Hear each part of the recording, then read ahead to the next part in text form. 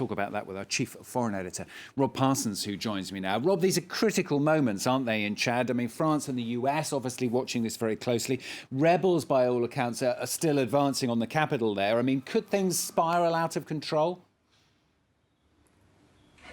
Well, that obviously is the big concern, particularly of France and the United States. France in particular, I would say, because it has its military headquarters in the region in the N'Djamena, the capital of Chad, and has regarded the Chadian armed forces as the key bloc in its fight against Islamist militants throughout the Sahel. So it is extremely concerned that things could get out of hand. And at the moment, things don't look particularly good. I think the French authorities will be counting on the military to keep things under control, which is perhaps going to be very disappointing to the opposition in Chad, which is described, as you pointed out in your introduction, what has happened as a coup d'etat. Parliament has been suspended, a transitional military council has been set up. Sounds rather like what they did in neighbouring Sudan when Omar al-Bashir was finally overthrown. And where did that end up? It wasn't a very happy ending,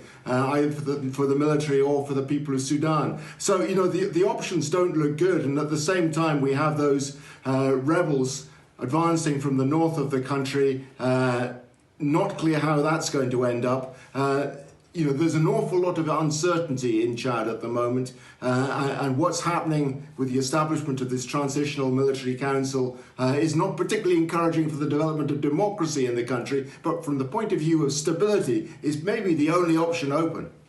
Rob, Idriss Deby was France's key ally, wasn't he, right across the Sahel, really, in the fight against Islamist militants. What kind of legacy do you think he leaves behind? I mean, does he leave a stronger country, or does he leave rather a tangle of problems?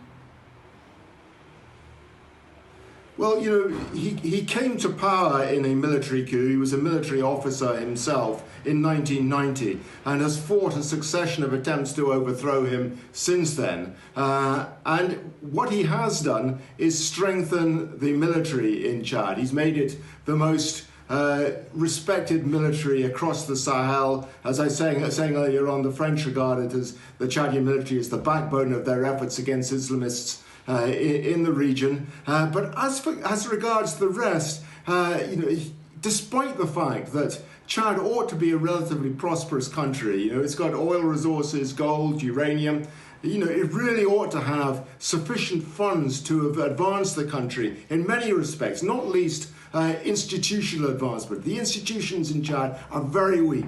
Parliament is ineffective. Civil society has been undermined, the media has been undermined, the courts have been undermined. You know, the legacy that he leads is not a very positive one. You know, if you look at Chad in terms of human development as well, according to the United Nations Human Development Index, it's one of the worst in the world.